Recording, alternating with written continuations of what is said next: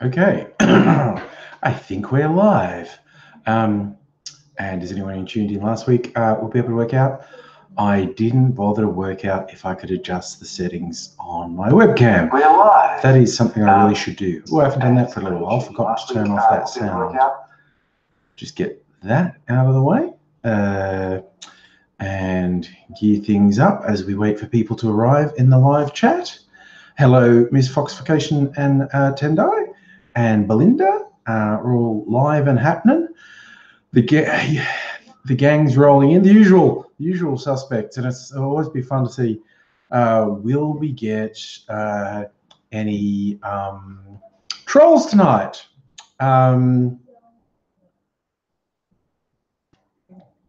Answered straight away. Hi, Christian.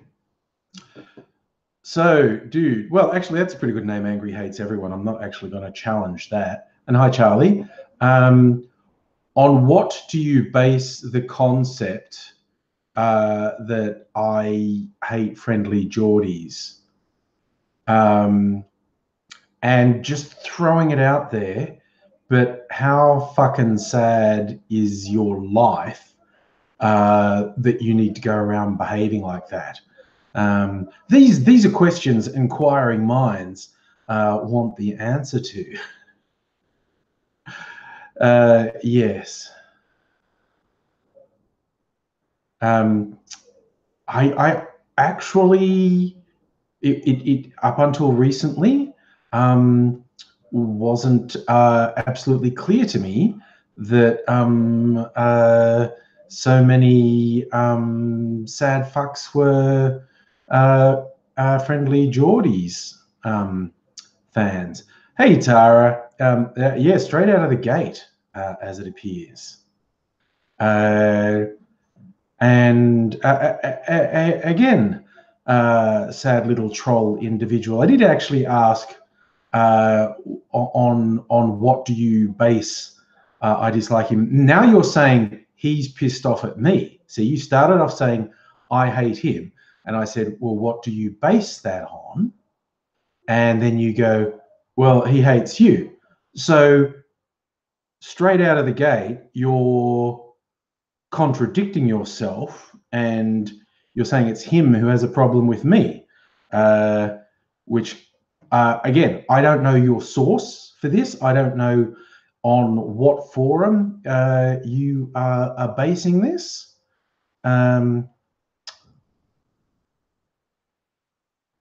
Okay, you had a live stream on me. Okay, I did hear that. And as I said when that was first raised last week, I would have thought I was beneath his notice, so that came as quite a surprise to me. Christian, am I a supporter of Antifa? Well, in case you're unaware, the loosely organized group that goes into that name, Antifa, stands for anti-fascist. And yes, I am anti-fascist. If you are anti-fascist, then you're basically saying, with the two antis crossing each other out, that you're a fascist. So, I mean, troll dickhead, you're telling me to stop attacking him. Upon what attack are you referring? You are literally talking from a position of complete and utter ignorance and making no sense. Just throwing it out there. And sorry, hi, Barry, how you doing? And Emperor Seagate, how you doing? And Frank, how's it going?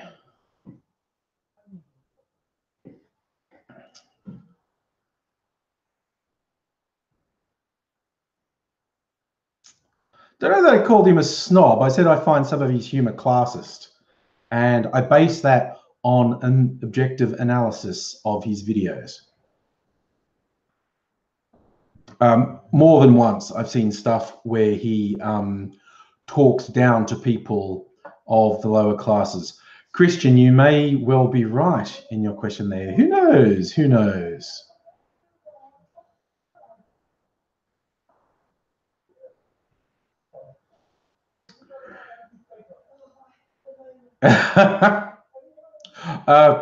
Frankie, I don't know if you caught this one. There's an Australian YouTuber, about 1 million times more popular than me, as the channel name Friendly Geordies, does comedy.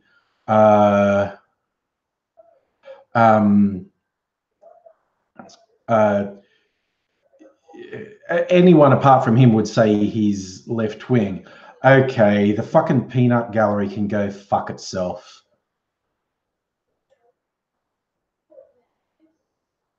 Jesus Christ, you boring fucking munters.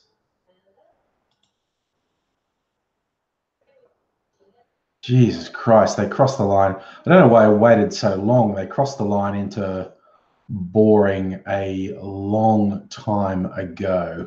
I was being a little bit too tolerant. I'm over that now. Yes, misfoxication, and they were talking to them. And again, how much of a sad loser do you have to be to just make up accounts, go to all the trouble of creating accounts solely to troll someone who doesn't even know you exist? I mean, it's fucking pathetic. You like my bathrobe? It's like fucking work day is over. Getting comfortable and casual. I thought of putting a shirt on, but you know, I thought we'd, you know, do Hugh Hefner style bathrobe live stream. Oh, Tara, you tried to find out from the Friendly Geordies fans what their problem was. I would be interested in hearing. Barry, you may be right about me losing my anger. I tend not to get as angry in the live streams because, you know, these are just hanging out and talking, although they, you know, there will regularly be someone or some topic that comes up that will make me have a little bit of rant. This is a very warm bathrobe. Thank you, Catherine. So warm, in fact, that I won't be able to wear it for much longer, because as the weather starts to warm up now, it will be too warm to wear this. Belinda, I suspect you are right that in Friendly Geordie's mind, it's a real non-event, and he would probably be more than mildly embarrassed at the way they carry on. Empress, again, that's a... Your power's a week old, man. Now I'm the master. Oh, I was trying to work out. For a second, I thought that was Dewey from Malcolm in the Middle. But yeah, that's Kylo Ren, isn't it? When he chucks the enormous hissy fit at Luke. Oh, Tendai, an angry apprentice. That sounds like a fun idea. Yeah, well, I don't know. You might actually see some new collaborators on my videos soon. After VidCon, I certainly did talk to a couple of people. But yeah. Empress Siga, you're saying that episode 4, is that actually Vader? Does Vader actually do that diss? He calls Obi-Wan an old man. Wow. I'm sure in echoing that, Kylo Ren said something very similar to Luke, because they do a lot of that symmetry with the things coming in. Right. I reckon it's oh no, Catherine, AZ is not my apprentice. AZ is very much his own thing. What exactly that thing is, who knows? You know, open to interpretation.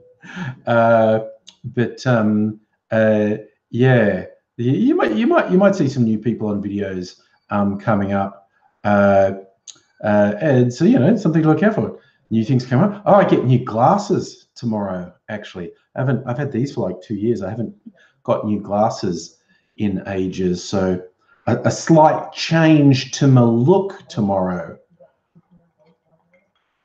I'll keep these as a backup, but yes, so I've got some different frames. Turns out there's a very, very slight adjustment in my prescription as well. So the world will be just that little bit sharper to me with the new glasses. Oh, the Church of AZ definitely exists, and it involves things like sacrificing black goats on full moons, particularly around the solstice. Hey, Lucas Tripper, how you going? It's all good in the hood, as they say. Barry, you on sexy librarian glasses? I don't know. Depends how you feel. Catherine, yes, no, I probably will wear the new ones on Thursday. I'm probably make a video with them tomorrow. My first line, you raise a good point that do I really want to see the world exactly as it is? I don't want to be blind, but maybe slightly blurry would be good. Thanks, Lucas Trooper. Tara, no, I have not seen your lover in the chat yet. Bound to at some point. Aha, Miss Fox, you talk about Dame Edna glasses. I actually saw some. Clearly there were ladies' glasses, which is not necessarily going to stop me from wearing them. But yeah, they weren't exactly Dame Edna, but they were definitely that sort of sweep up here. And I did look at them and have a bit of a giggle, but no, those are not the ones I went. In fact, the new ones are a bit more understated than these. So you got that coming. Yeah, I can see that, Charlie, needing contact lenses for cosplay. Yeah, I mean, I'm sure contact lenses are something you get used to, but the idea of like putting something on my eye or taking something off my eye freaks me out a little bit. Oh, Charlie, walking around cons in cosplay like Mr. Magoo, that's yeah, quite the image. Sort of mistaking what everyone's cosplay is and not realizing you've seen them a little bit before. And also, if you had a particularly, if you had a big cosplay, not being able to see things clearly, I think would be trouble. You'd bump into things and knock things over. So some of the cosplay I've seen people build is pretty impressive. Peter, you agree with me? Yeah, I'm sure you get used to it, but yeah, just because I don't do contacts now, so the idea of putting my finger in my eye is quite off-putting. Sorry, just with that blender. According to ABC News, Rupert Murdoch told Gary Stokes Malcolm Turnbull had to go during the leadership spill. You mean that would explain the non-stop negativity from Murdoch media? Heaven forbid that Rupert Murdoch actively interferes in the political process by spreading poison through his media outlets. There is almost no sort of precedent for that, apart from everything he's always done with his tabloids. So yes, I'm shocked, I tell you, shocked that he's still doing it. But he is horrible with a desiccated old corpse, not long for this world. His influence is waning. Like, there's, for real, like with the next election, when almost inevitably Labor get in, all they have to do is hold their nerve and ignore them, ignore his talking heads, ignore his media mouthpieces, because they count for such a tiny sliver of the population.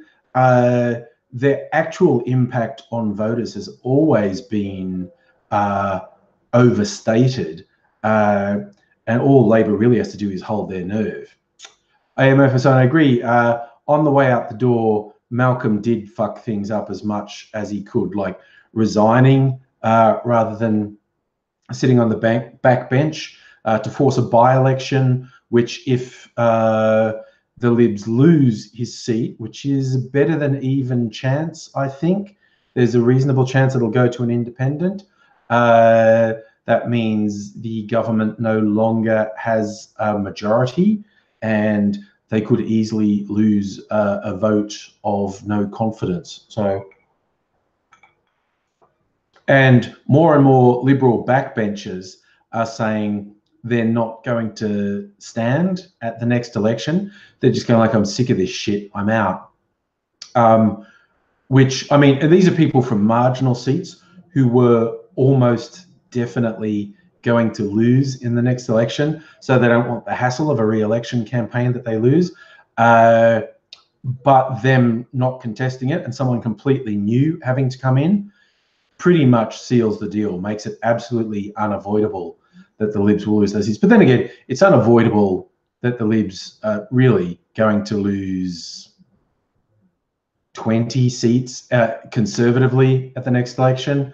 A lot of people are very confidently predicting they'll lose 40. And that's not all to Labor.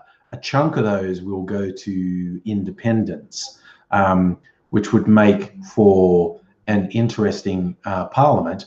But I don't think there's much doubt at all. I mean, nothing's a given. Nothing's 100%. You can't say things will definitely go this way, but it's all but a given. Labor will have a very comfortable majority at the next election. And I don't know, what's that? I think I spilled some food on my camera. I just hope they do something worthwhile with it.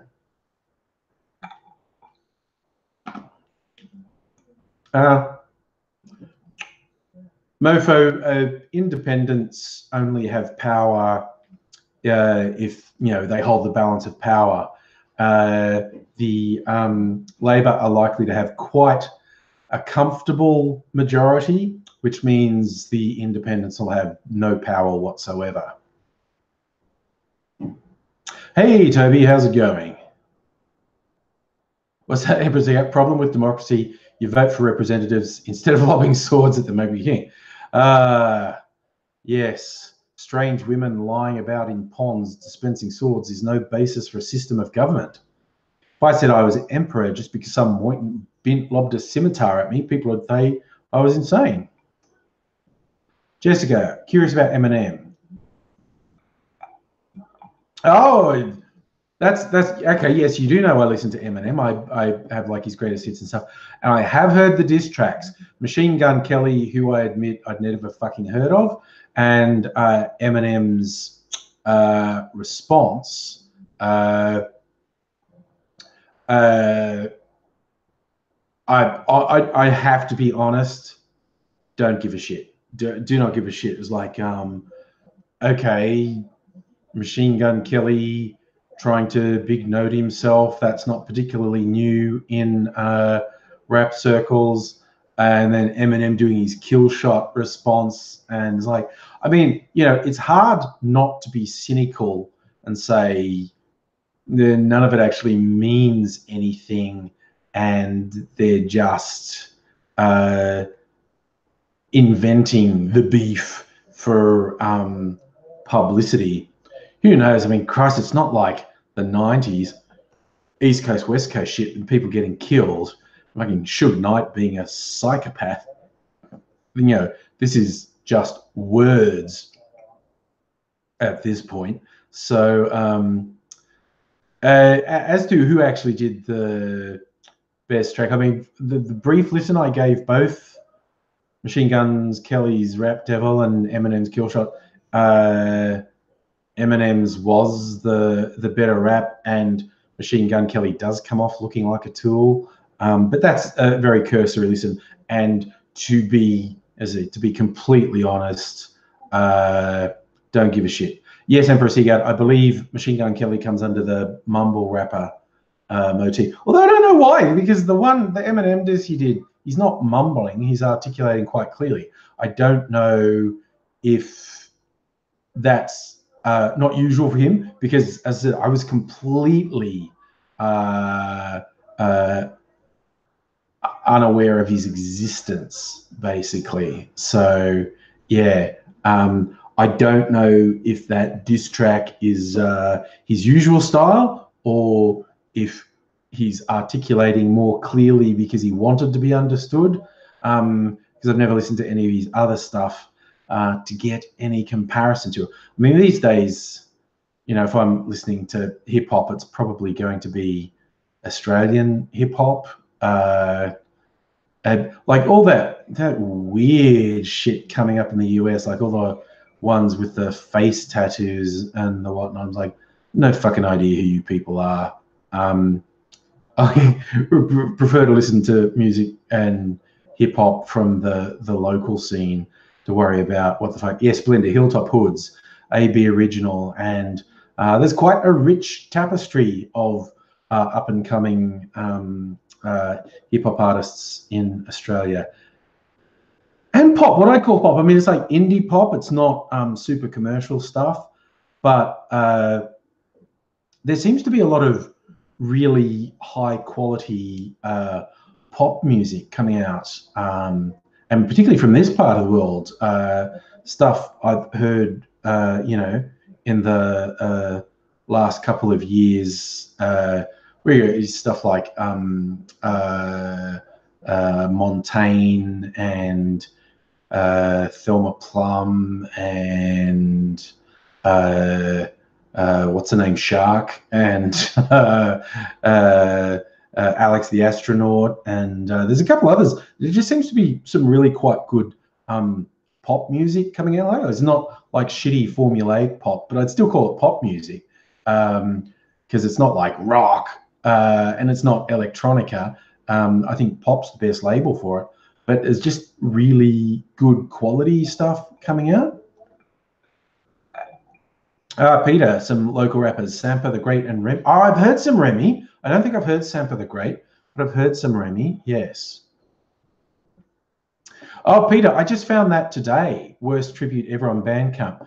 It's a guy who's pop punk covers of Simpsons songs, as in songs from the show The Simpsons. I saw one shared today because it was Montaigne singing the Stonecutters song. And the guy's got on Bandcamp has got a whole pre-album you can download. But yeah, because they're Simpson songs, they're obviously very short, they're like 1 or 2 minutes long. But the couple I listened to were definitely fun, worth checking out. The guy plays the music and puts them together and gets a lot of Australian singers to guess the vocals on. So it's a different person doing the vocals on each track. Emperor Seagut, Tupac or Biggie? I was never hugely into either, but I would go Tupac. Biggie never really did it for me. So I'd go Tupac on that one. Yeah, it's I'm with you. I'd actually go NWA over Tupac or Biggie, actually. I quite like the movie that came out a year or two ago, Straight Outta Compton, the NWA story. Glossed over some stuff, but it was still very interesting. And the bit that cracked me up was them going to enormous lengths in the movie to distance themselves from Suge Knight, because of course they did get involved with Suge Knight, and Dre in particular, Dre's character in there, not liking being with Suge Knight. So yeah, it's like, yes, you distance yourself from that multiple felon, definitely. I am not at all surprised you want to send the message out to the world, we've got nothing to do with Suge Knight. But I understand. Don't know a Tribe Called Quest. I like a Tribe Called Quest. You have to pick Tupac because you're from California. That is true. That is absolutely true. Oh yeah, I see Public Enemy being thrown in there, Belinda. Yes, bit of Public Enemy was good. I actually I got, there was a compilation came out a year or two ago. Ministry of Sound put out like classic hip hop, stuff from it's mostly 90s, probably some 80s stuff in there. And it's a really good compilation. I actually don't like everything on it, but the majority of it is really good. And I would certainly recommend it. You get all the classics from the golden age of hip hop on that particular compilation. Jessica, I have not seen the 50 Cent movie, Get Rich or Die Trying, but yes, you were right. I have seen 8 Mile. Actually, quite, in terms of those, because a lot of pop stars and whatnot do those, you know, loosely fictionalized life story movies. 8 Mile was a good one because they're normally terrible. I thought 8 Mile was pretty good.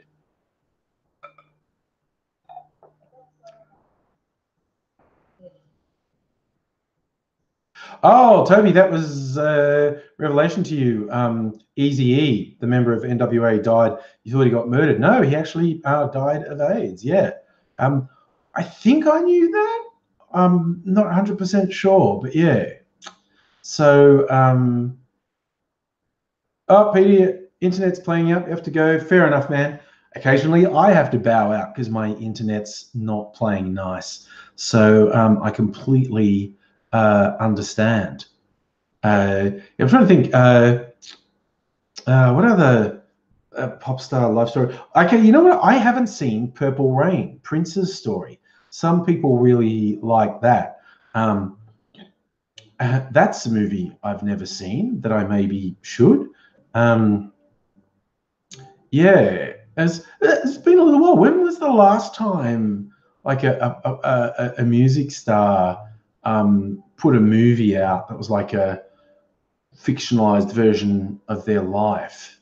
I feel like it hasn't happened for a little while. None are springing to my mind anyway. So that makes me think. Yeah, Emperor Seaguard. I got the impression Purple Rain was so cheesy, but some people really like it. And I was never even that big a Prince fan. I mean, he's good. There's no question that he was a fairly amazing singer-songwriter musician, but he was just never really my thing. Didn't like actively dislike Prince, but he's not really my thing. So in fact, I'll be super white saying there was a cover of the Prince song Kiss that came out late 80s, not that widely known. It's not the Tom Jones one. I'm not going towards Tom Jones. It was this UK act called The Age of Chance. It was white guys, and I really like it. They're a bit of a one-hit wonder with this Prince cover of Kiss. You know, I've got like the 12-inch vinyl of it somewhere. And they had one other single that did okay that I also kind of liked. It was called Don't Get Mad, Get Even. So, yeah. Hey, Mr. Puggy Wins.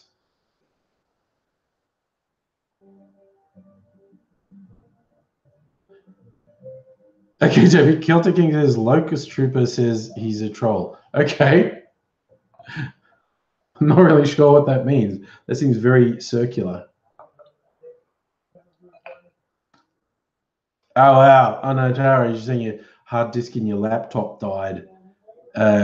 What do I really? Oh, man, having to reformat hard drives is major. And Braziga, the recommendations on YouTube are very weird. You know, like you watch me and get recommended a Dave Rubin, but they do. I mean, my God, you know, you can start watching Minecraft videos, and about the second or third one that gets recommended to you is titled something like "Why Feminism is Cancer." YouTube's algorithm is beyond fucked. They need to take far more responsibility for it. They try and separate themselves from it and going, oh, no, it's an algorithm. It's not. No, your algorithm is shit, okay? You're actively promoting white supremacists and other hate speech, and you need to sort your shit out, quite honestly. Jessica, do I still buy physical media? Occasionally. It is easier to buy music digitally these days. I worry about it because I've got an iPhone, and so that means Apple have me in the soft handcuffs, like people say, oh, I should switch from that to this. This is my, well, okay, then I lose this fuck ton of stuff I've paid for because it's on Apple proprietary formats. So yeah, it's a bit of a, buying digital media is really dodgy because without warning, it can stop working. And sure, physical media breaks too.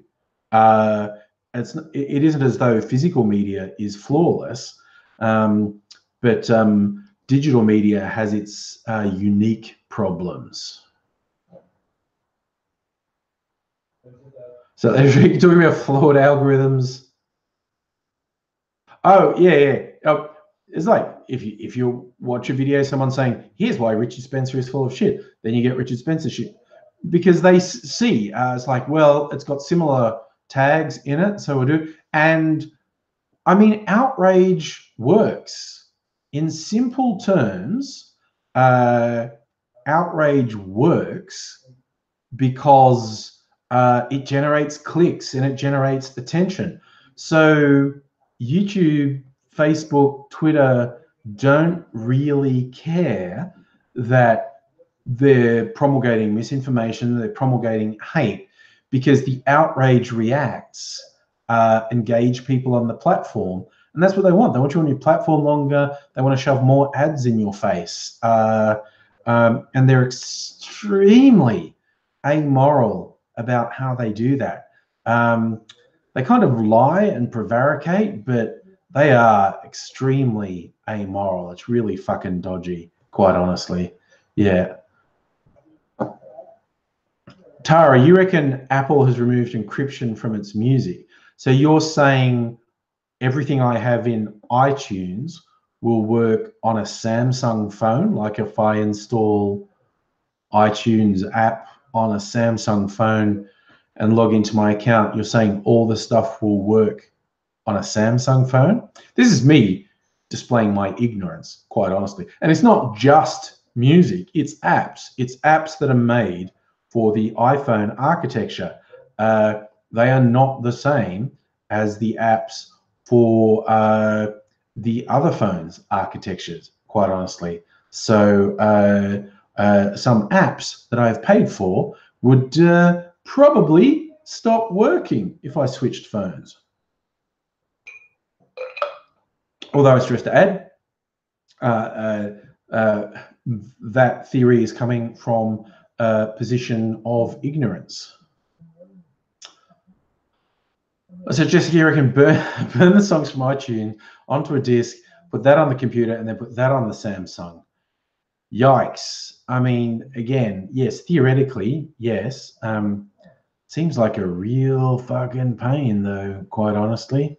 Oh my God, actually, yeah, it wasn't that long ago that I noticed my latest PC that Young is Angry built for me. I didn't pay attention to the details, and she seemed to think I wouldn't want an optical drive. So there's no optical drive on my computer, which sucks a bit. I have seen that, Barry, saying the TERFs have stuck with their TERF is a slur, and they've got people threatened or suspended or banned from Twitter and Facebook and stuff for slagging on TERFs. And I said, look, TERF is a slur in the same way racist piece of shit is a slur. I'm only going to call you, I think TERFs are horrible people. And so I am being super fucking negative if I call someone a TERF.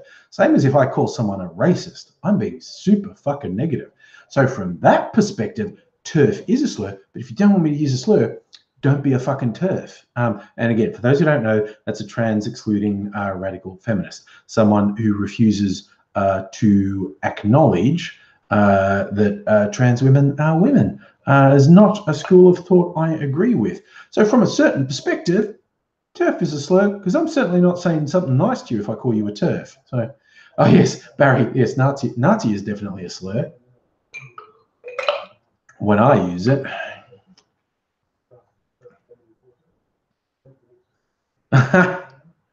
You want to pay YouTube to show off your books, talk about knowledge. I think you literally can. I think you can pay for promotions on YouTube.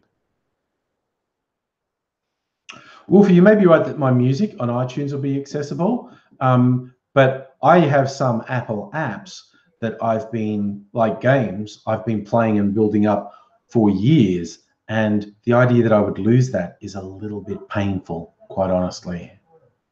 I need a loan to afford the new iPhone. Like the newest one's like $1,500 or something. I haven't upgraded my phone in a couple of years, so I may look at one of the new things, or I may just go into shop and somebody say, we've got last year's model much cheaper because they're superseded now, and I might go for last year. I don't know. I'm going to go in the shop and see, because I haven't upgraded my phone for a couple of years, so I might look into it. Toby, for being hassled by bearing fans recently, not really. I was going to say lately it's all people saying they're Friendly Geordies fans, but as we worked out tonight, it was actually one person, one really fucking sad loser who was creating multiple accounts. I don't think that actually reflects on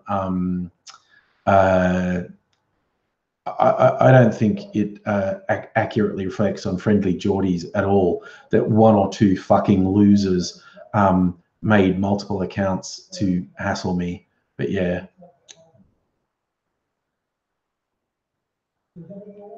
Yes, just what I think about the new iPhones. Yeah, I mean, even the mid-level new iPhones have twice as much storage as my one. What do I have on this one? Hey, Caleb, how you going? I forget. Where do I see the details on my phone? I've got, okay, yeah, I got the 128 gig one. I think even the mid-range new iPhones are like 256 gigs. Hey, Caleb, I'm very well. I hope you're well too, matey. It was good catching up with you at VidCon as well, actually.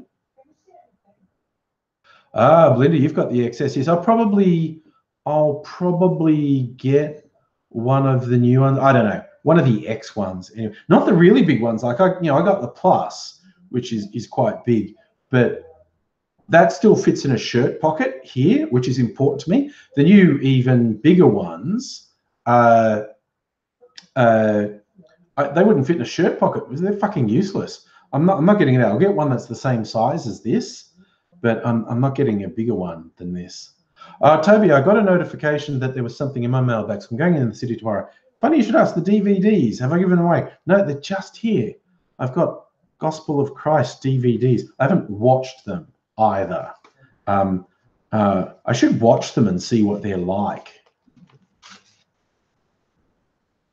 I think they're all the same. I think they're all the same one.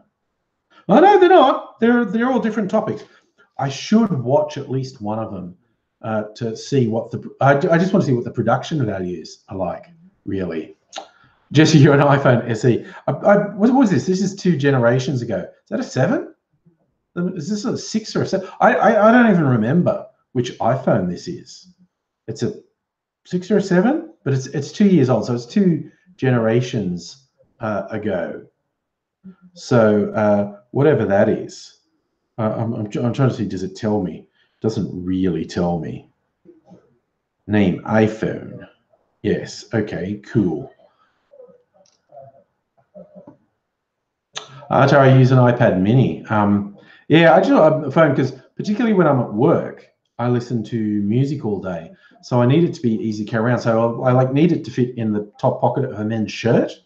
And I think the new bigger ones won't watch it.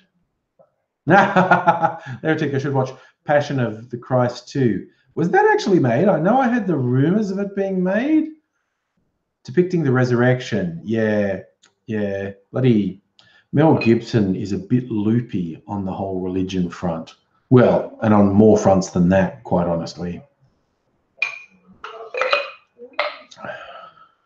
Yes, Passion of the Christ 2. He's back, and this time it's personal. Christ the Revenge. I think that's how it works. He comes back for revenge, something like that. There's a modern theology, particularly evangelical theology, would say something like that. It's funny, like you can find some really funny images on the internet if you search for tough Jesus. And like my personal all-time favorite, and it's so hard to tell with a lot of these things if someone made them as a piss take or if they're sincere. But there's one, if you search tough Jesus, it's this super jacked Jesus on the cross, and he's smashing the cross, like ripping himself free from the cross. And I was like, I am utterly stunned that you people can preach the literal opposite of the gospel as how you want things to be. And go, no, that whole thing of Jesus getting off the cross instead of sacrificing himself it's the literal opposite of the gospel message. It does my head in. Like all these evangelicals, if the shit in the Bible was true, or if the shit they profess was true, they'd be going straight to hell. They would be damned for it. I would be less damned than these people. I mean, there are specific passages in the New Testament exonerating me, and specific passages that condemn people who behave like the way evangelicals behave, condemn them to hell. There's no ambiguity. There's no gray area. All the stuff, the happy clapping stuff, the stuff that our glorious new, extremely short-lived Prime Minister is into, the whole Christianity as capitalism is the literal opposite of the actual Gospels and would get them straight to hell. They are specifically and categorically listed as people who will go to hell. The prosperity of the gospel, no, it's there. It's a really clear lesson in there. It's easier for a camel to pass through the eye of a needle than for a rich man to enter the kingdom of heaven. People chasing money are going to hell. I mean, they're really lucky it doesn't exist. They're really lucky it's not real. But these people who preach this shit, if it was at all true, straight to hell. Oh my God, MS-foxification, the Westboro scum. That's not even close. I mean, even most evangelicals would say Westboro people are going to hell. But the mainstream evangelicals, the Bible is incredibly explicit. They would all go straight to hell. It's absolutely CrossFit Jesus. I'm seeing the references to jacked Jesus being the CrossFit Jesus. I like that.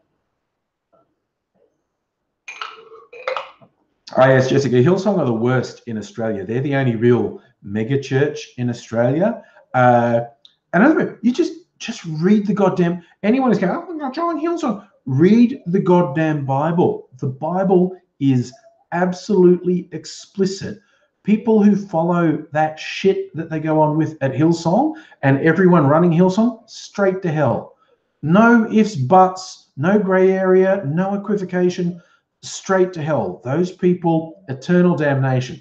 So they're just super lucky it's not real, because they'd be fucked if it was. Yeah, I need some ice. I'm just going to grab a little bit of ice. Sound effects as I get up.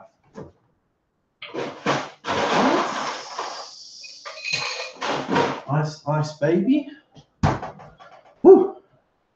Okay. That's a bit better. Lion Spider, Jesus was feeling a little bit cross. I mean, my dad loved telling religious jokes. He used to teach catechism at the state schools. He was a typical convert. He converted to Catholicism to marry my mum, who was Catholic, and then he ended up, being real into the proselytizing. But he always loved like nun jokes in particular. Like a drunk staggers into the pub, says to Barman, "Quick, how tall are penguins?" And Barman says, "About this high." Why? He goes, "Oh God, I think I just hit a nun."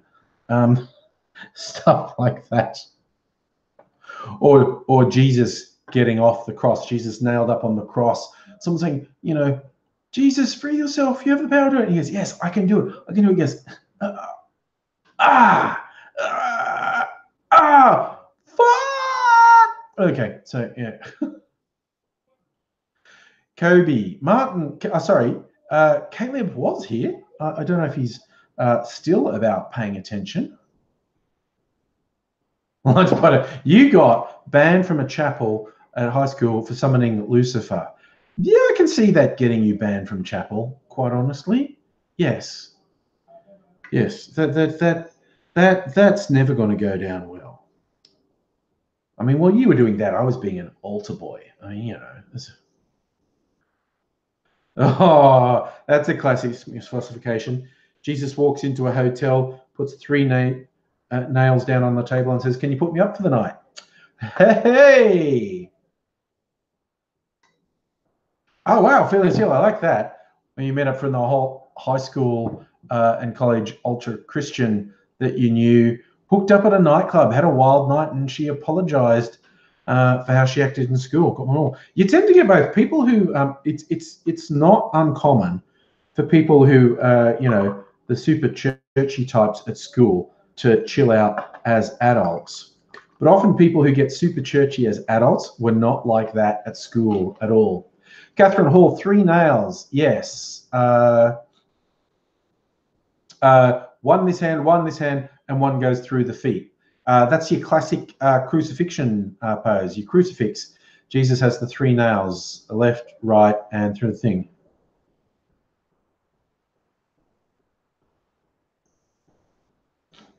Who's cool with the Pope? I miss that. I like that, Belinda. How many nuns does it take to change a light bulb? None. Nuns don't use bulbs. They always see the light. I like it.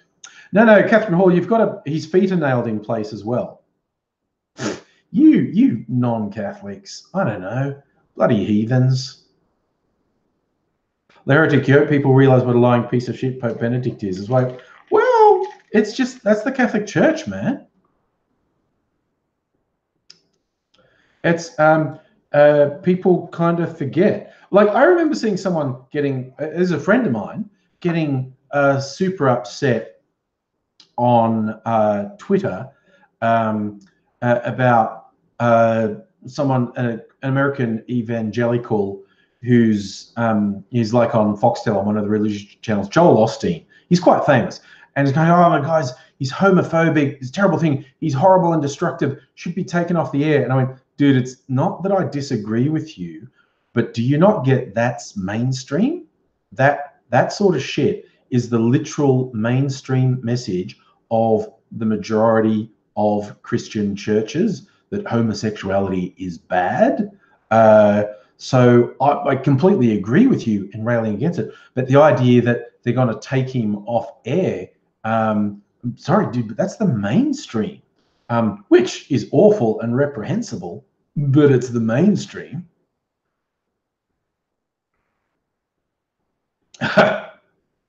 Sorry, Lion Spider, they didn't like your Easter story, the last orgy of the Easter Bunny.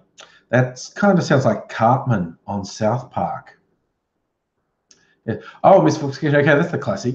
They break the legs on the crucifix. See, the thing is, when you're up on the cross, what actually kills you is if you're suspended like this, you can't breathe after a while. It puts too much pressure on your lungs. And if your feet were free, you could use your feet to push up and stay alive for longer. So, yeah, it's a thing that's in the New Testament. they're breaking Jesus' leg because then you can't push yourself up and you die quicker. That's regarded as being a mercy, because if you were literally just left hang there, it would take days to die. Yeah, that's a cheery thought, isn't it? I say that's the thing, Belinda. You wouldn't bleed out because you've only got nails. Well, it's often depicted through the hands, but it really would have been through the wrist here. You're not going to bleed that much. What actually kills you is not being able to breathe. And that's the whole thing about breaking the legs, so they can't prop themselves up, so they die quicker. Cheery thought, hey? Oh, if you want to, one of my all-time favorite movies is, I think it's from the 80s or the early 90s. It's called Jesus of Montreal. It's a French-Canadian film about this group of actors who are trying to update and revamp the Passion play at the local Catholic church. And it's fucking great. And I loved it for two reasons. Because I did a theatre degree, and because I was brought up Catholic, and a lot of the images and allegory in this film are very Catholic, but also a lot of it's about being an actor and being true to your thing. And I loved it on both those fronts. But a lot of the characters and situations are direct parallels of gospel stories. And it was a big film for people who were into art house films at the time. And I'd seen it and loved it. And some friends of mine were going, I heard that's good. No, I know it's good. It's so good. I'll go with you. I'll go and see it again. And they were in there, but they never went. They weren't raised Christian. They never went to a Christian school. They never went to church. So I realized halfway when the first thing's coming, they're not going to get the references. They're not going to understand what's being referred to. That one, she's the fallen woman. She's Mary Magdalene. That guy tempting him, he's the devil. That's a famous thing with the temptation in the desert.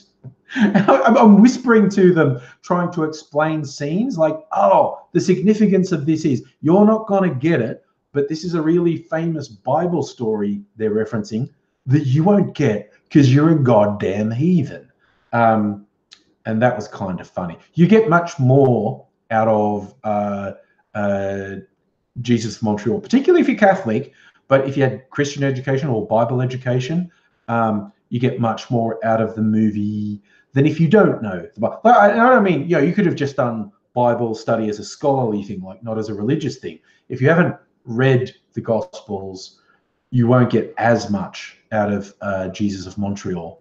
But it's one of my all-time favorite films.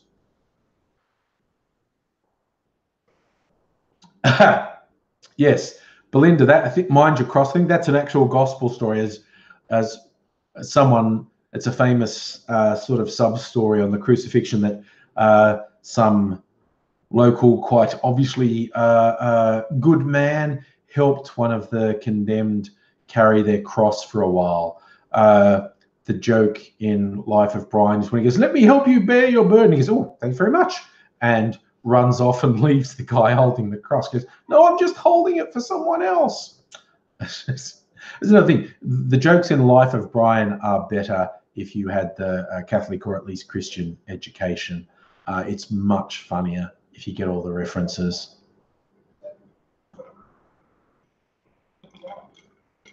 Oh, sorry, you saw that.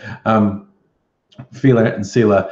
Apparently, a televangelist tried to pray away the hurricane and it didn't work. No, but am I wrong in thinking that hurricane was not as bad as some of the predictions were? Because I know how shameless those people are. If it simply wasn't as bad as some of the predictions, they will be claiming that was their prayer that saved everyone. Their prayer made it much better. Oh, nice, Kyla. Watching on the TV. Well, got me at least. Okay, you're on the TV. At least I've got my new HD webcam, so I look a bit better on the big screen. Even if it's too sort of white and washed out, I have to try and play with the settings, and I keep forgetting to do that. I've got to remember to do it at some point. Change the settings on my Logitech webcam. It's for classification. The rain's still going on. Yeah, because that was one of the big things. Like the hurricane was downgraded as it came in, but the danger of the rain and flooding and storm surge was quite high risk, as I understood. Be interesting to see where it finishes up. Yes, the Asian typhoon Mangkhut, however it's pronounced, had gusts of over 300 kilometers an hour. Yes, that I saw some video, which I think was from Hong Kong, and it was freaky. It was super freaky. Yes, Catherine, I think this is only my second live stream with the new camera, and it's about 10 times better than my webcam thing. Oh, Caleb, everyone in the lounge room is watching, enjoying the show. Wow, I do a song and dance routine, maybe. I don't have. Oh, wait, I have a hat. Look, I've got, that was on a bottle of tequila. You do a song and dance routine. That's how we do it in the old shuffle, shuffle, shuffle. Yeah.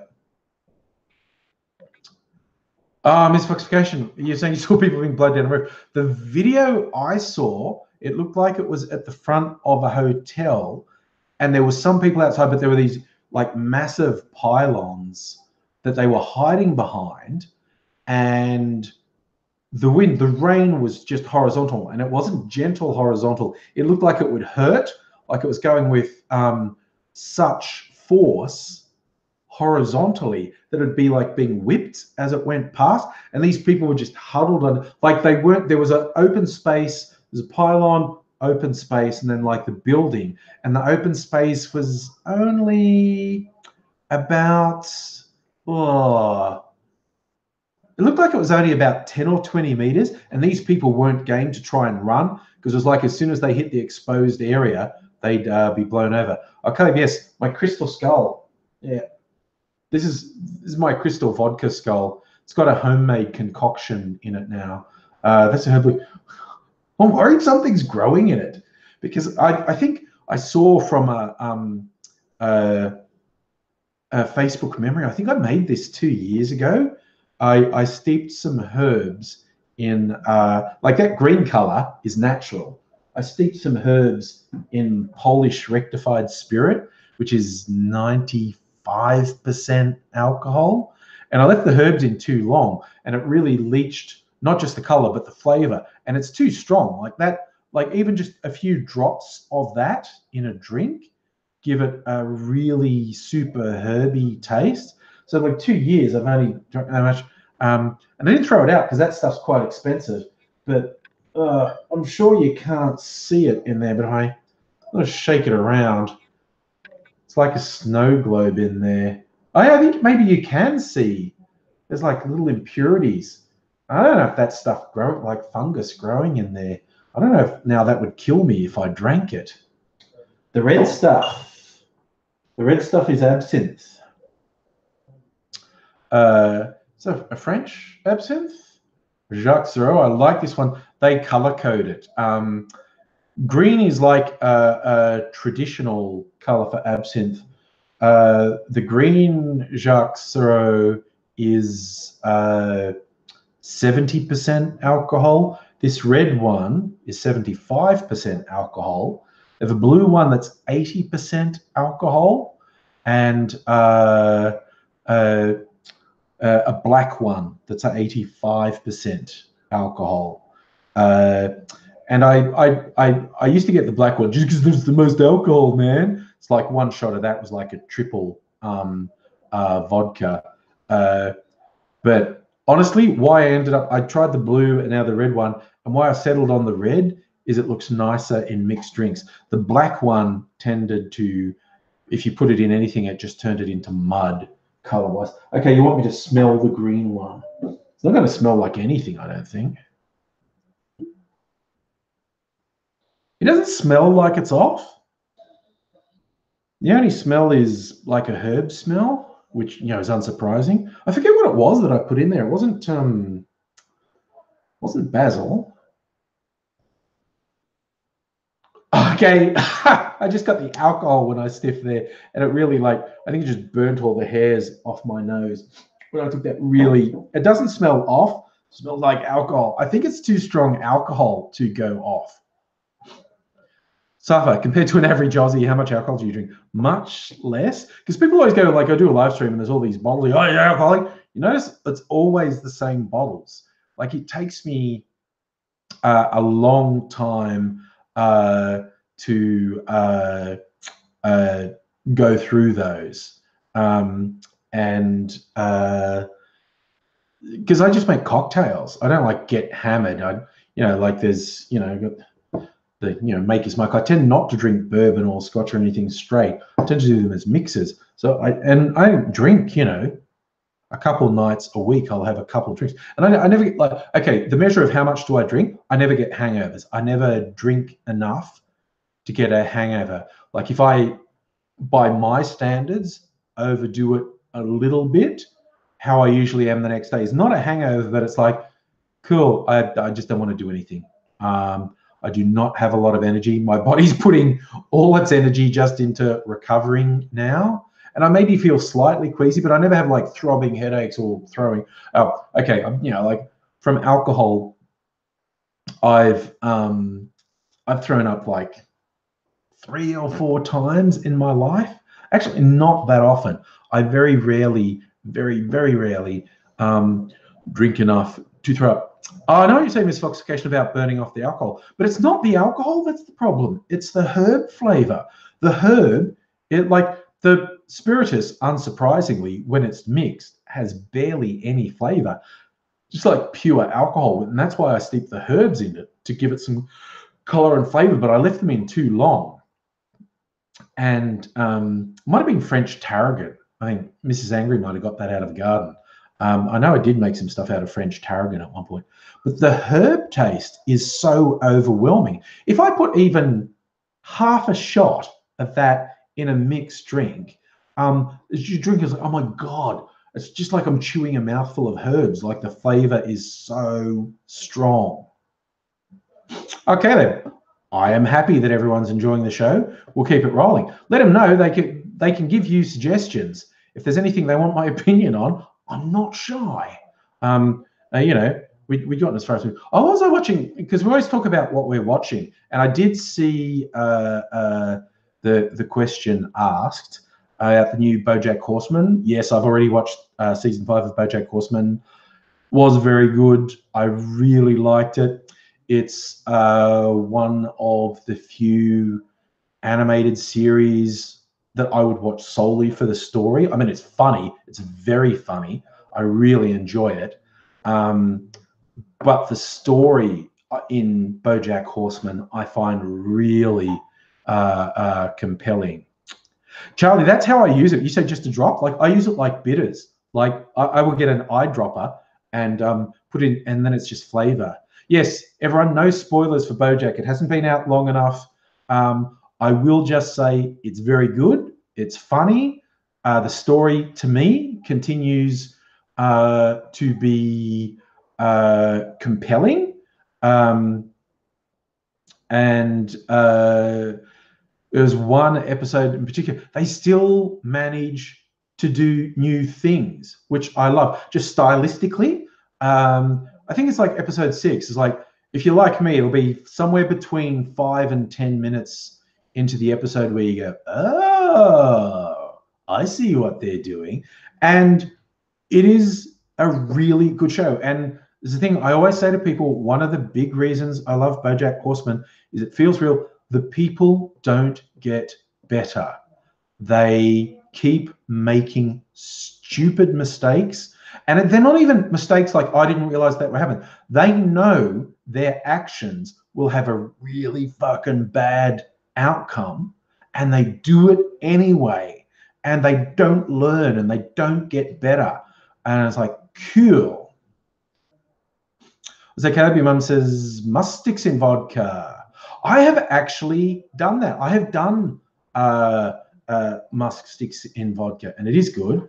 A slight variation I did on that, we had some rose water, which is kind of the musk sticks are like an artificial rose water flavor.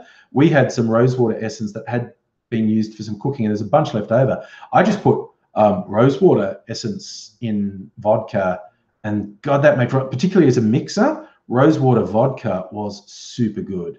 And Prasiga, yes, I didn't watch Buffy the Vampire Slayer religiously, but I've watched lots of episodes of Buffy. I do think that was a good show. Oh, yes, Tara, I've done jelly beans. I've done the gourmet jelly beans, the Jelly Belly ones. An American friend sent me a special pack. They were some cross promotion. I think it was with Dunkin' Donuts. It was with one of the donuts things, but there were 5 different donut flavors. And that actually made for pretty good flavored vodkas. Yeah, Belinda's like the Mrs. March chalk test in the toothpaste. Charlie, see, okay, Skittle vodka. Yes, I did that recently for a party for young Mr. Angry, who's 18 now, so he gets to do that. But I don't know. I think Skittle vodkas for amateurs. I'm lucky enough. There's, as I've said heaps of times, there's a place just off Chapel Street in Prahran, not far from where I live. They do boutique rock candies. They do all these exotic flavors, and they go really well dissolving them in spirits, whether it be vodka, gin, rum, tequila. You get some really good flavors out of those. And recently I found this stuff in the supermarket, and I found it because it was on special. And it was flavoring for baking. And I went, well, if it's for baking, it's going to dissolve in a drink. And there was I got some sugary, fruity flavors. I got a lemon lime, which I put in some vodka, which was quite nice. A cinnamon one, which I put in some gin. And that, as mixer, making variations on traditional cocktails, stuff that usually just has gin, making it with this cinnamon gin was really nice.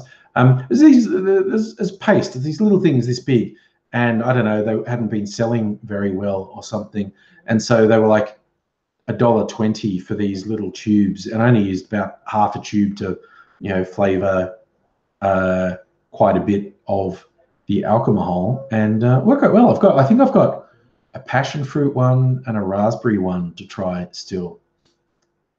Oh my God, Empress Egot, that is sick. Do a shot of vodka and chase it with a handful of candy corn. That's a terrible idea.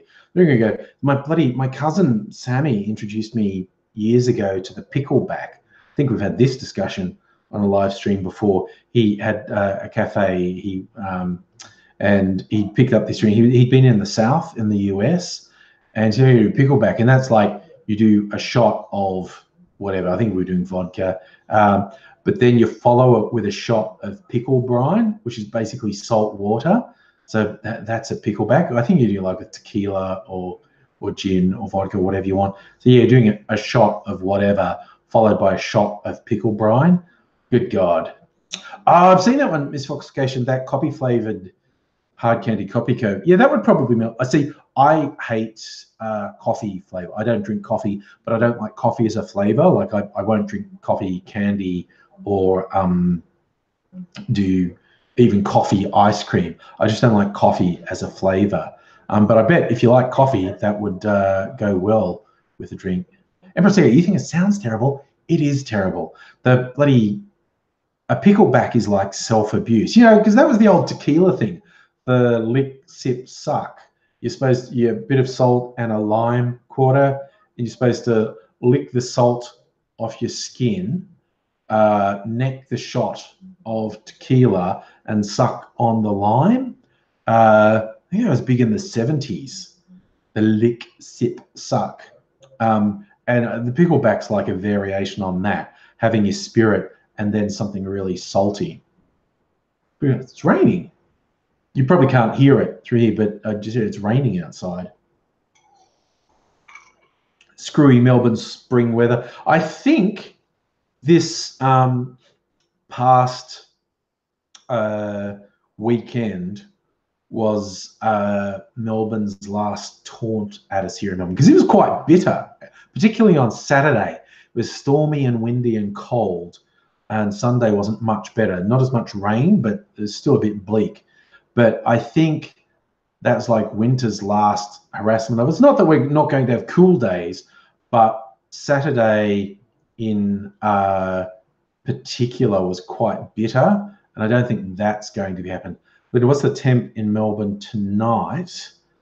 We'll have a look. Apparently now it's about 12 degrees. It probably varies depending which suburb you're in. I mean, like, what's the rest of this week? It's supposed to be raining tomorrow, not getting much warmer than about 15, 17, 19. Yeah, it looks like not particularly warm for the next week. Yeah, we're still in that sort of there. It's not quite. We get some warm days, some cooler days, but yeah, you're right, Just Garrett. It's been all over the place. 15.7 in Brisbane now. Yeah, it's only about 12 here. Probably colder in some suburbs. Forecast says Melbourne will get an early spring, but it's spring now. It's too late for spring to be early. It's spring now. Oh God, Chantel, you've never been in Melbourne when it's warm. That's disappointing. Man, come in like February when it's horribly, brutally hot. Then you'll prefer the colder days. Because, yeah, Melbourne, when it really gets the heat on, which usually happens in about January, February, we'll get these days where for a whole week or more, the maximums will be over 35 Celsius. And worse still, some nights it doesn't even drop below 30. Like when you're awake at 1 a.m. and it's 32 degrees, you're just lying there thinking, what the fuck is wrong with the world?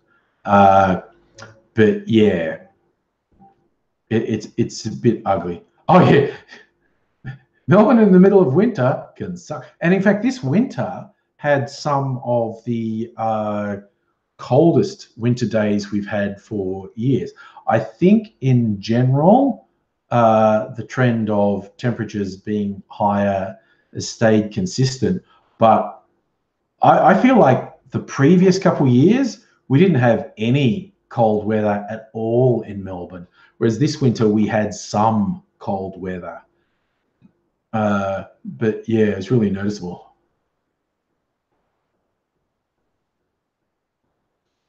Locust Troop, you had a bully? That's weird. That sucks if you have a social worker who's a bully and says racist shit. But you recorded them. There you go.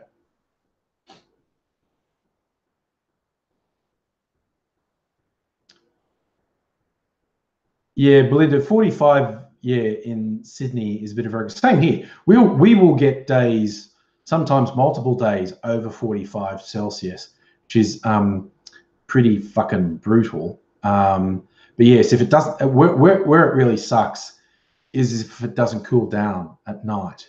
It's one thing for it to be hot during the day, but when it doesn't cool down at night, that really sucks. Hey, Agro Pixie, how you going?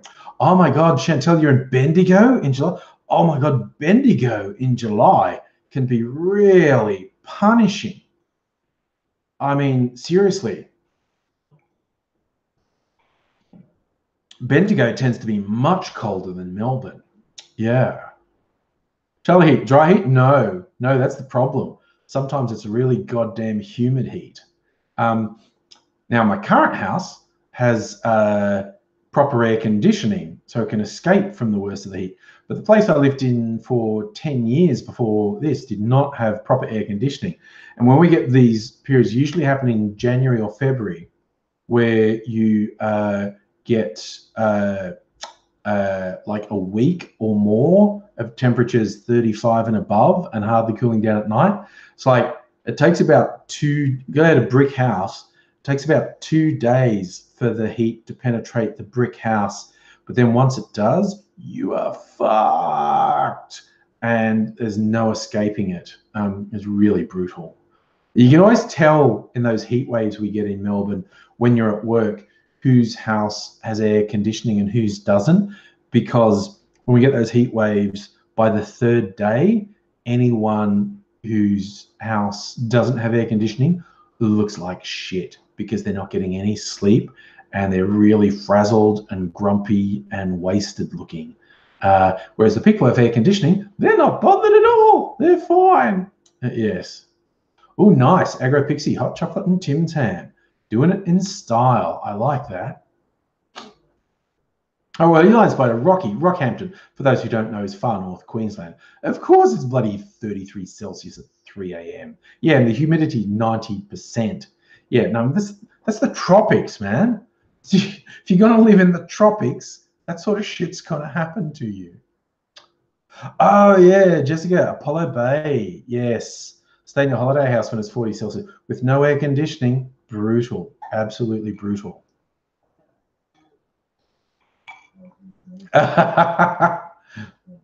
Empress Seagate, you'd rather be on Europa freezing to death than being stuck with the heat.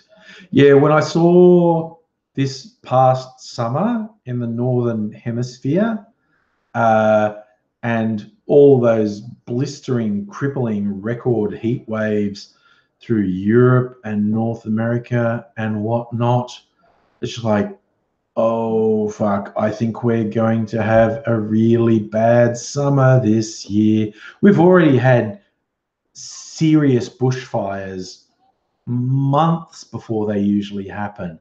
It's looking like a terrible bushfire season, looking like a really brutal summer almost everywhere. I tend to be saying heat waves in the UK are hell. See, we laugh because we see these headlines in UK media going, oh, heat wave, heat wave. Then you look it up and the temperature's between 25 and 30 Celsius half the time. But I get, because it doesn't normally get that hot in the UK. Most people have no air conditioning at all. So if it hits 30 degrees, that's fucking harsh. A couple of days or weeks at 30 plus centigrade with no air conditioning is fucking brutal. So, and yeah, when you're not used to it at all, but yes, you know, for us, a heat wave is like over 40 Celsius. Yeah, we do giggle a bit at people in the UK talking about heat waves when it's only like 25 to 30 Celsius. Hey, Roxanne, how's it going? Oh yeah, Jessica, I know it's only a matter of time until we all miss the cold weather. I think we're going to have a nasty as fuck summer. Redfoot, how you going in Boston? Nice to hear from you. The heretic. Yes, it is very easy to look at evidence and say yes, the planet is fucked.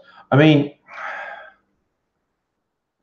there's some fucking federal minister in Australia making these dumb as shit statements about, oh, we should be out of the Paris Climate Accords. Oh, emissions target, that's just virtue signaling. I just wanted to choke the motherfucker out. I mean, seriously. It is like all the peer-reviewed scientific studies are going, yeah, human-caused climate change is extreme and is moving to the point of no return and is probably the most critical issue facing humanity today. But by all means, mouth off with your stupid brain-dead political talking points. I was like, it just made me really, really quite angry to see them just still saying this absolute fucking bullshit, like blatant fucking lies.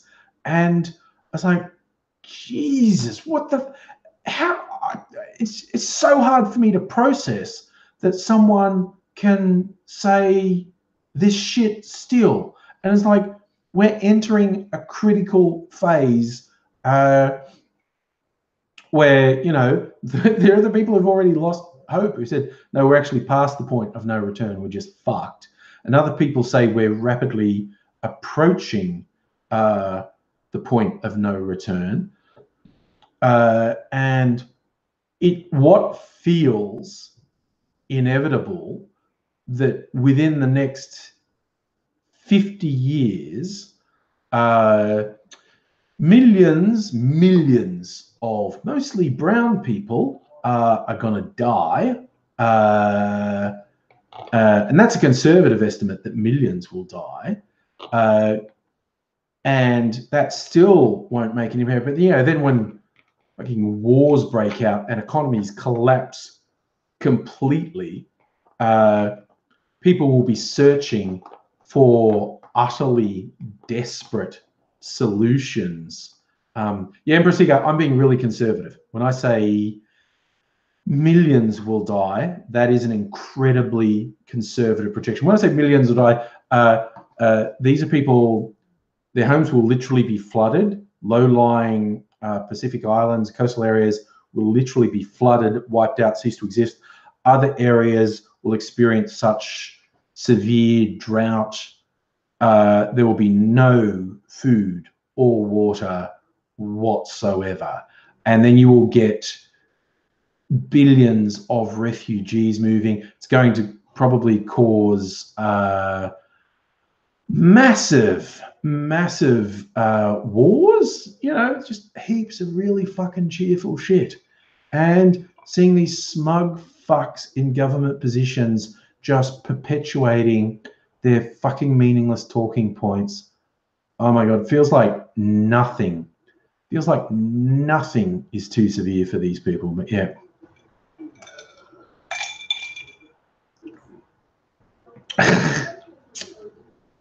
Belinda, Elon Musk has got his head up his ass, quite honestly. Yes, the whole thing about, you know, we need to get off Earth. No, we don't have the technology to sustain a viable population anywhere. It's not so much getting to the moon or getting to Mars is a problem, but growing food, sustaining a population, a renewable population, the technology simply doesn't exist. And it's looking like we're going to run out of runway before we get there. That's another one, Project Redfoot. The scary evangelical Christians in office, mostly in the US, but not solely in the US, who are actually actively rooting for Armageddon because it fits into their theology and they feel like they will be better off in Armageddon.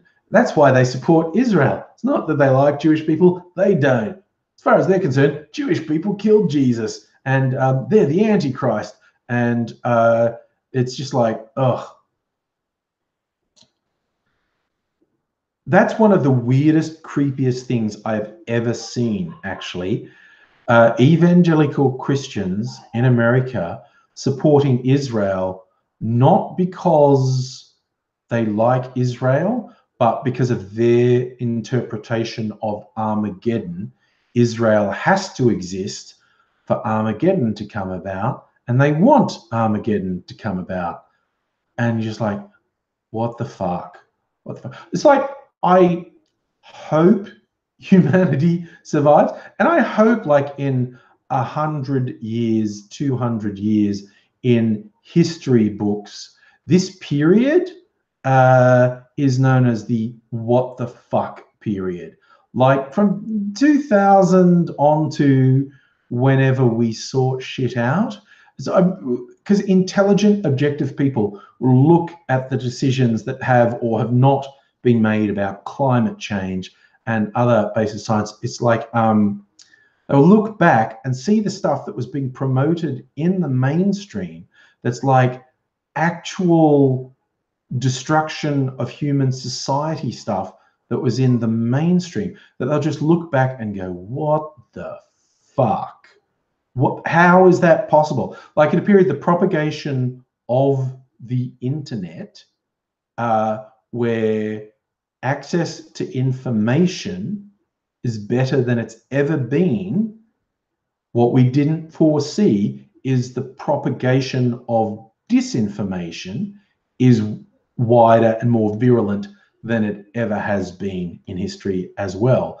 And far too many people, a frightening number of people, embrace the obvious misinformation and shut their mind off to the actual information. And I mean, it's frankly terrifying to see it happen. But it's just, yeah, it's like, I hope we survive. I hope we get through it. And yeah, this, you know, 100, 200 years in the future, this period in history is known as the what the fuck era, because an intelligent, objective person looks at what's happening and the only rational response to it is, what the fuck? Like, what the fuck were you thinking? What the fuck were you doing? What, you had all the information you needed and still did really stupid shit. Still said really stupid shit. Like, what the fuck? Yes. Yes. Jessica, the doomsday preppers, they are super weird. It's like they think having a bunker will save them when they're still, as you say, still on Earth. So they're still screwed. Oh yeah, misfoxication, there's no question. Well, okay, there are people who ask the question, but realistically, there's no question current human behavior is unsustainable. And where sadly there is frightening amounts of evidence that we are facing one of the worst species extinction waves in the history of the planet. And the clock is ticking on it being a near or total extinction event for humanity. And so we think even just on purely economic terms, we are, and being generous, I'm being generous in saying we are within decades of the global economic system being unsustainable, like just collapsing completely. Everything we take for granted today, international exchange, international travel, democracy, trade of goods and services, just absolutely, completely collapsing and ceasing to exist, and everything contracting inwards, like, you know, to a virtual feudal system. It just does my head in. Like, the United States is not sustainable. The United States is on the precipice of collapse. It's like the United States is an illusion that's just barely being held together with wishful thinking. Forget the global economy. The United States is right on the edge of collapse now. It's absolutely ridiculous.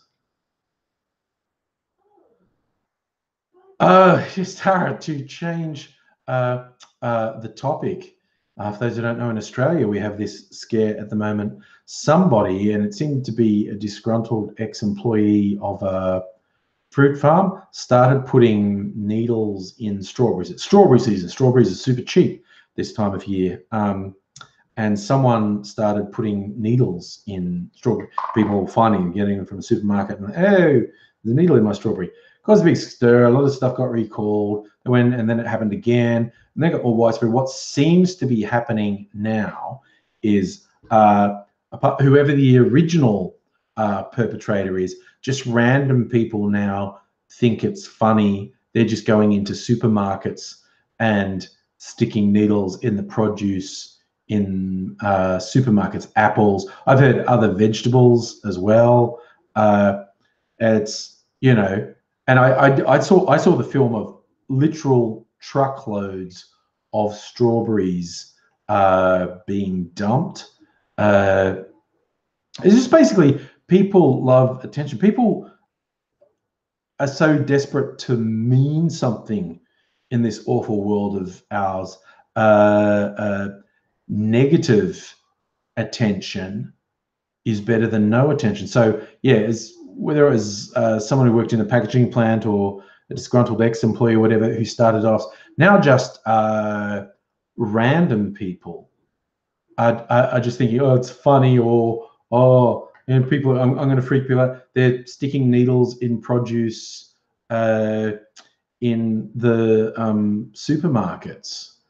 And it's just like, Yes, this is one of it's just like virtually everything I rant about can be compressed down to, wow, people really are shit, aren't they? It's like the explanation for almost everything. If you find anything in the world that's fucked up, go, I don't understand. How could someone do that? How could someone be like that? Why would someone do that? You go, well, you know, if you start with the premise, humans are essentially fucked, then the rest of it makes a bit more sense, because that really is the base of all these things. You know, whether it's terrorism or child abuse, crime, shitty politicians, anything. Yeah, well, at its core, this is yet another illustration of people are shit.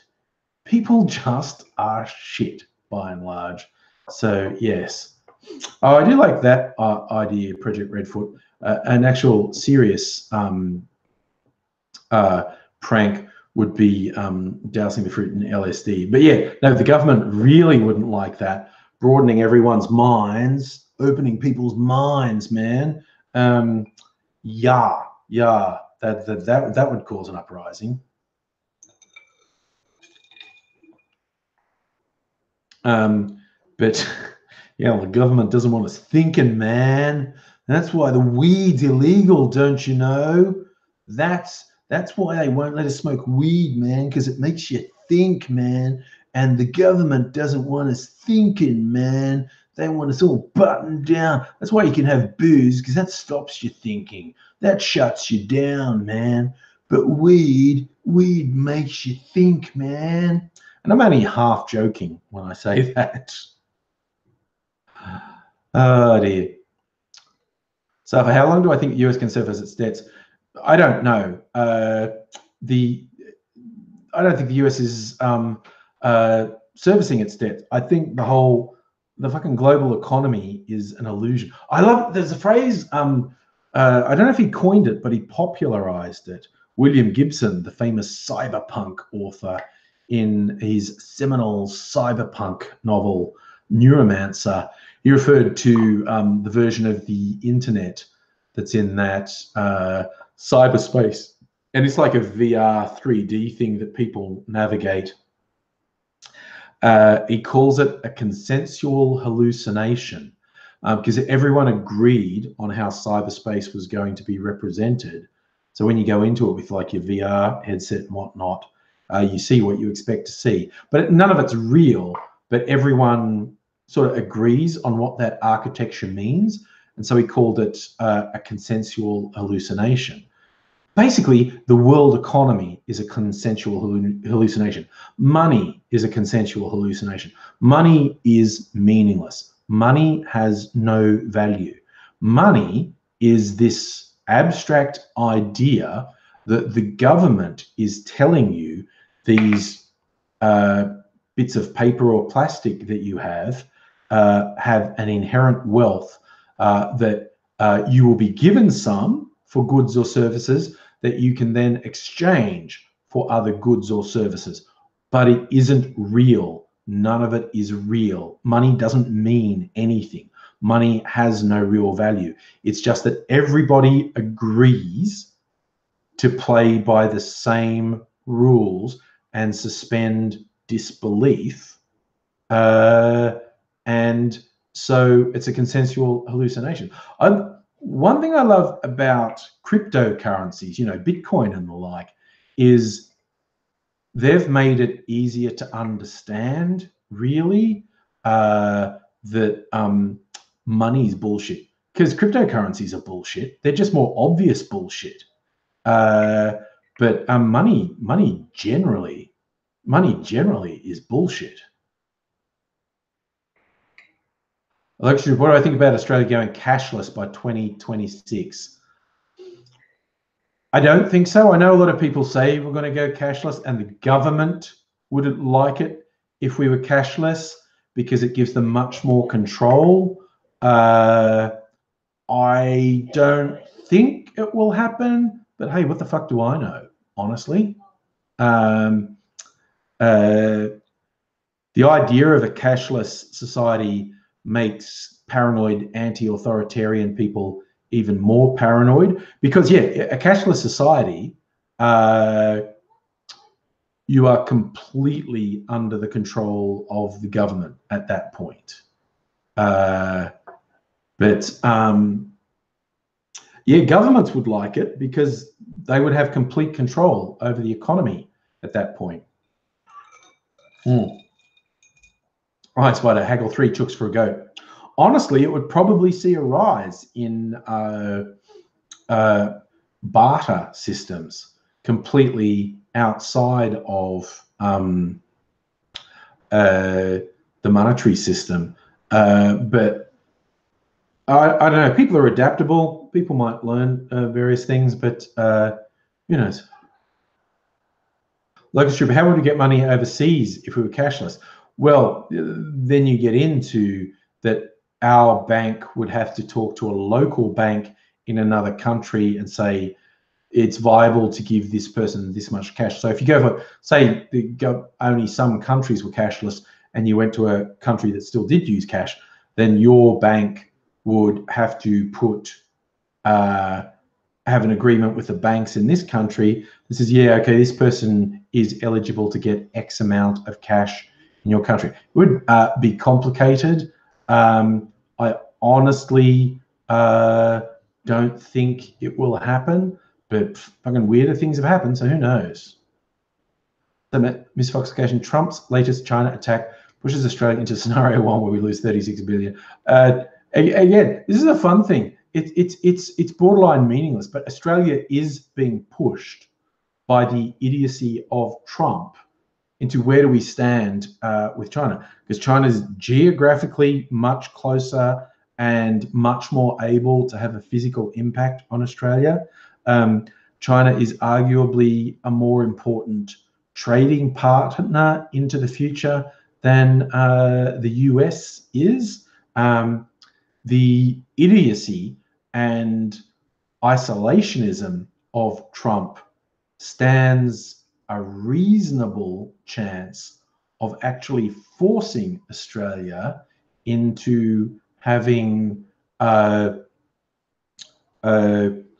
closer relationship with China, because at a certain point, if the idiocy and isolationism pushed by Trump and his cronies extended, it would stop making economic sense to Australia to defer to America, and it would make more sense to actually shift to China.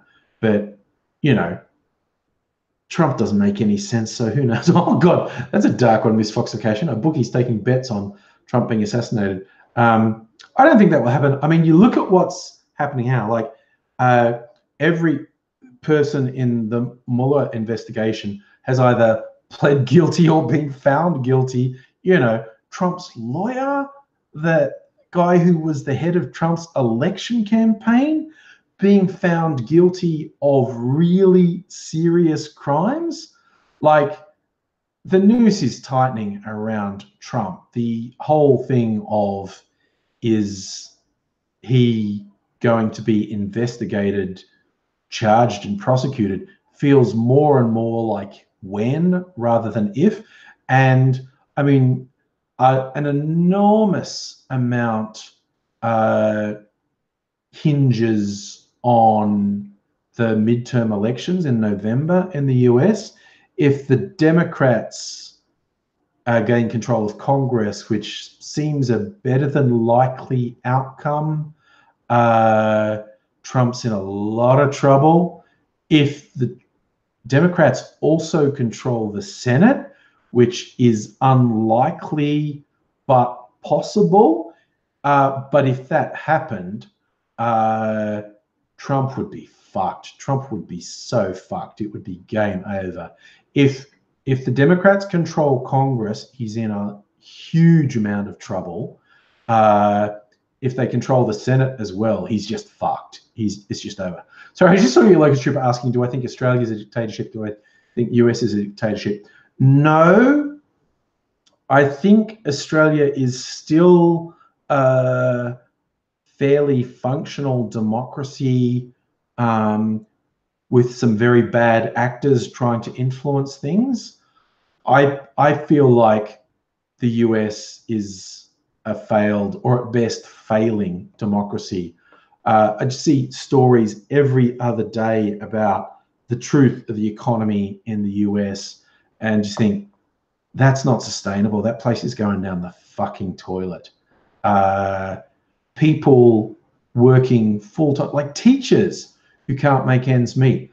And you get all these fuckers who go, oh, why are you arguing for someone in McDonald's to get a minimum wage? Look, if someone works a full-time job and is still below the poverty line, that's fucking criminal. And eventually you get an uprising with that bullshit when more and more people realize, wait, I'm working a full-time job. I'm working 2 jobs and I can't afford to live.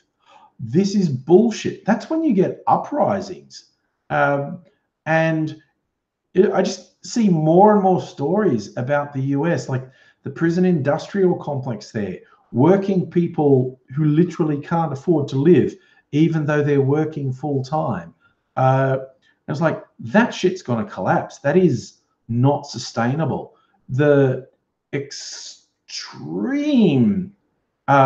increase in wealth disparity in the last couple of decades is ridiculous. And it's simply not sustainable. At a certain point, people just don't fucking put up with it anymore. It's just, wow.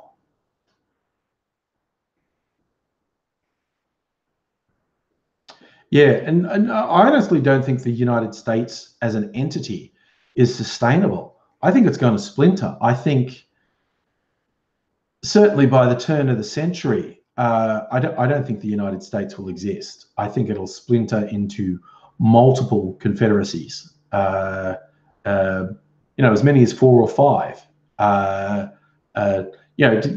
When California alone has an enormous economy that dwarfs the rest of the country, California could end up being its own country. But it's not impossible that you get a bunch of southern states splinter into their own confederacy, and then you'd be sort of the Midwest and then the North and the South and there. I don't think it'd be necessarily a civil war. I think it'll be literally just secession, just people saying, I'm not part of this anymore, which does pose an interesting question for a desperate federal government. If they know they're going to cease to exist and yet they have control over the biggest military in the world, what will they do? Who knows? Hey, a fun Empress Egate saying be like the Commonwealth of Fallout. I don't know because I haven't played Fallout, but I'll tell you one, there's a comic I read. I haven't read all of it because it's quite a long running one. But it's called DMZ, the Demilitarized Zone. It is where there's basically a civil war in America. The demilitarized zone is Manhattan Island. So most of the stories in this comic are on Manhattan Island, New York. No faction really controls Manhattan. It's really quite a fascinating read because the writer's done quite a bit of research into the stresses that could break up the United States. And they've posited, well, let's say it happened, that there's this secession movement, turns into a full-scale civil war. And Manhattan Island becomes the demilitarized zone. Jesse, you got to go. Back soon. I'll be gone in about 15 minutes. Yeah. Sorry, Glenn, I just laughed when you said people have suggested splitting Queensland into. People have suggested, could we just pretend Queensland doesn't exist? Which is a bit harsh, but people have suggested it. Project Redfoot, the comic is called DMZ, Demilitarized Zone. I'm not sure if it's still running, but we're on the internet, so I can check. DMZ comic. 72 issues. Okay, it ran from, it's older than I thought. It ran from 2005 to 2012, and there's 72 issues altogether. As a Vertigo imprint. Yeah, there you go.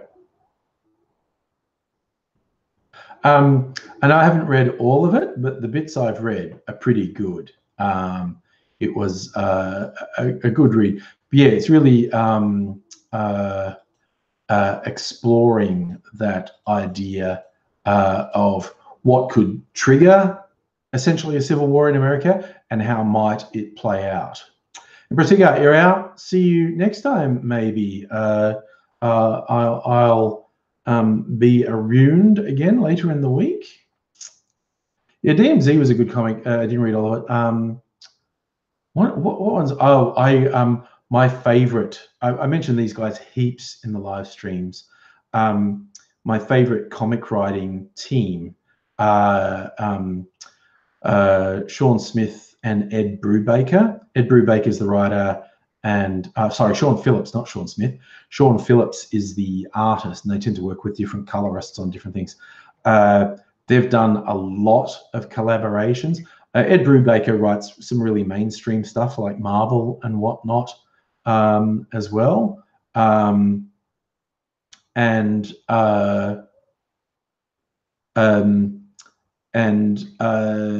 But they do independent stuff together, and they have an interesting run of stuff. And there's kind of a theme in a lot of their comics about identity and what's your true identity. There's what you show the world and what you really are, and they've done it in different ways. There's a really good run they had that's known as Criminal, which explores the criminal underworld. They've done some quite supernatural ones. The most recent run, which just finished, I think it's only about 16 issues or something, but it was quite good. It was called Kill or Be Killed. And there's this guy who's having mental health problems.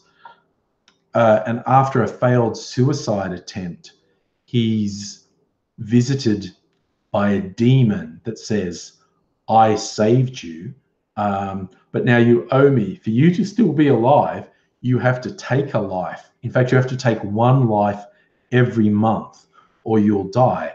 And of course, he doesn't pay any attention to that because he's not a killer. But then at the end of the first month, he starts getting really sick and feels like he's going to die. And he kills someone. He finds out someone, I think the first one, he finds out someone's a pedophile and he kills them and he feels better. And then goes through and he gets involved with killing these Russian mobsters. But then at a certain point, he twigs, oh, wait, is this demon who's telling me to kill people just a manifestation of my mental health issues because I stopped taking my meds? And you're never really sure. It's like, is it as simple as he's having like schizophrenic episodes, psychotic breaks and imagining these things, or is the demon real? And it was a really good read, but basically their stuff generally is good. Ooh, X-Trooper, could we get someone on Mars by 2030s? I have no idea. As in looking at the world today, it does look like if that happens, it will be private enterprise. Like whether it's, you know, SpaceX or someone else, private enterprise riding on the back of the work that's being done by NASA. I'm not that fussed, honestly. I mean, certainly we learn a lot from space exploration, science advances for it. But honestly, on the scale of things facing the world, space exploration is not that big a deal to me. It's not something that I think is on the super important pile. Like, yes, people are involved in the science side of it saying, no, it actually it means a lot. We learn a lot. It advances science, and I trust those people and trust they're talking in good faith. But it's just it doesn't seem high on the list to me. Like, I think we'll make Mars a second Earth, terraform Mars. Who knows? Who knows if we'll still be around? Who knows if it'll be necessary? If you haven't seen it, a fun science fiction series called The Expanse is really worth watching. That's a near future sci-fi where there's been some limited exploration. The moon has a fairly significant colony on it. Mars has a developing colony on it, and the asteroid belt is populated with people as well. And you've actually ended up with 3 political factions: Earth, which also controls the moon, Mars. The Mars colonists basically declared independence, and they're their own power. And the asteroid belt, or the belters, are another sort of faction, but they're very marginalized. They're forced to do all this shitty mining work on asteroids, and all the wealth goes back to Earth or Mars. But The Expanse is both good sci-fi and very interesting politics. If you haven't seen it, I would recommend it. It's a pretty goddamn good show. I think there's 3 seasons and it got cancelled, but then I think Netflix picked it up, and there's going to be a 4th season next year. Apparently it's based on a series of books. Again, that's a thing I could check. Books. How many books in the series? Lots. Written by a guy called James A. Corey. What's that? It's like 1, 2, 3, 4, 5, 6, 7, 8. Looks like there's at least 9 books in the Expanse series. So that's interesting. I have heard the books are quite good. I haven't read any of them, but I've heard people say they are quite good. The TV series is certainly good.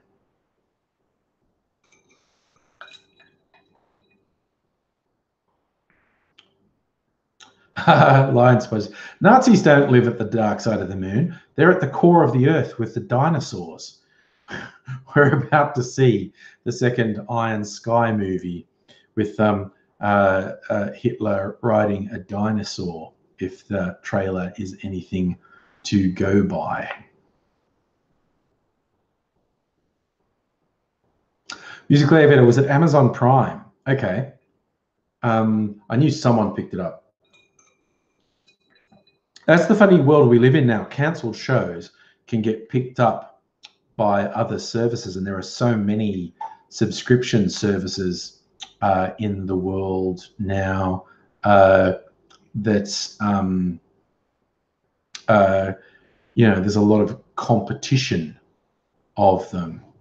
Dowie, I am well. You've come in very late, my friend.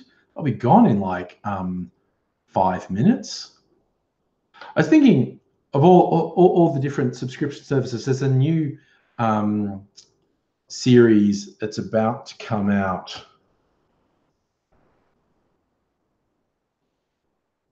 And it caught my eye because it looks like Natalie Tran, famous Aussie YouTuber, proto-YouTuber on the Aussie scene, is in it. It's called Mr. In Between. The central character's a hitman. And it's directed by one of the Edgertons, and they do good work when they're making stuff.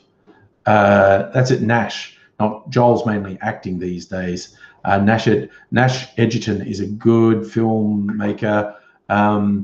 Could be quite good. You know, a guy who's a hitman is also trying to be a family man. Could be good. Might be crap, but the Edgertons make really good stuff.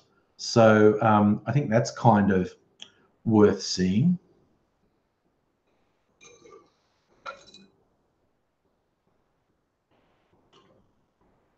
Project Redfoot. No, I haven't seen Terra Nova. I think that is on Netflix as well. There's a whole bunch of sci-fi series on Netflix that I haven't looked at. There's a few that seem to only last a season or two or maybe three, and everyone bemoans them. But I have literally just in the last month or two watched the first two seasons of The Expanse for the first time, and it was very good, like very good.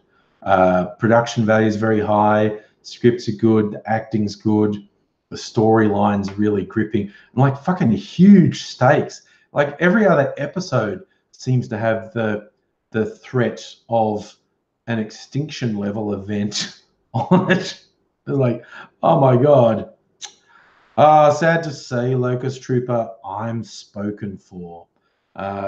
In a long-term monogamous relationship, I don't go in for any of that wacky swinging stuff. So shit out of love, sadly. Belinda, you saw Terra Nova but never got into it. So I haven't watched it. There are so many of these sci-fi series. I mean, I don't think I'm logged into Netflix on this, but I mean, even if you search Netflix and sci-fi, and so many series pop up on it. I mean, I'm just looking at some that pop up. What is there? I know. Oh yeah, Sense8. That's another one that got cancelled after 2 seasons. I keep meaning to watch that because that has some hardcore fans. There was Altered Carbon. They did the first season. That was okay.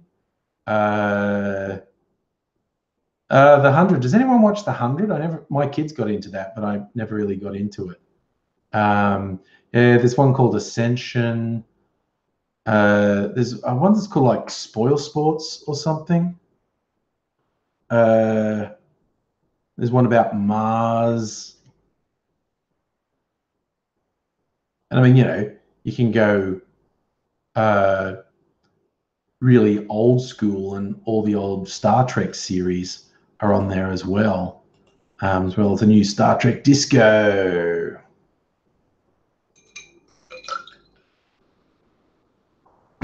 Sorry, I just look at things like this. Locust should be not to worry, you have a micro penis. That's okay, dude. That's all right. Yeah, I think, Barry, the problem with sci-fi series getting cancelled is they're a niche, and if they don't get a big mainstream audience, they don't last very long. If you're really lucky, something goes for the whole story arc, the creation, like the reboot of Battlestar Galactica from the early 2000s, which I think is friggin' awesome. And they got to tell their whole story arc they wanted to tell, whereas others, you know, get cancelled and discontinued. Tara Wood, Blake Seven's old school. I keep hearing rumors of a Blake Seven reboot, like with decent production values, because old Blake Seven is like old Doctor Who, very, very, very cheesy production values. Miss Foxification, what didn't you like about the ending of Battlestar Galactica? I mean, bearing in mind, I think the guys making it were Scientologists, and they were actually trying to push in Scientology in there. But yes.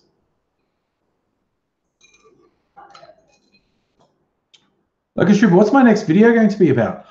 I don't know. I will try and make one tomorrow. And honestly, off the top of my head, I don't know. If anyone has any suggestions, you can either throw them in now or send them to me on the socials, like on Twitter or Facebook or whatever, tomorrow. But I will probably make a video tomorrow, but I have not actually decided what it will be.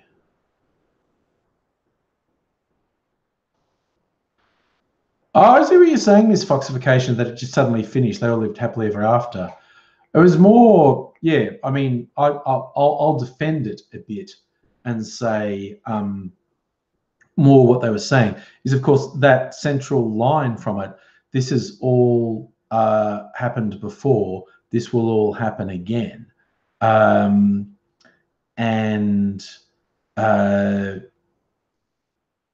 what the colonists found when they found Earth that had been wiped out in a nuclear war. So their conflict with the Cylons had happened before, and then they land on a planet, then they decide, we're just going to restart here.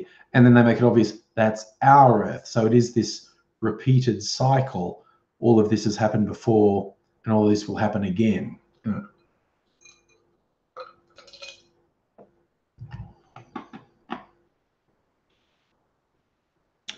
But yeah.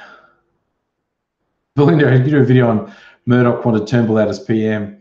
I could, yeah, there's getting a bit of coverage, the degree of Murdoch interfering and being a rather cancerous influence on Australia. But yeah, he's pretty garbage.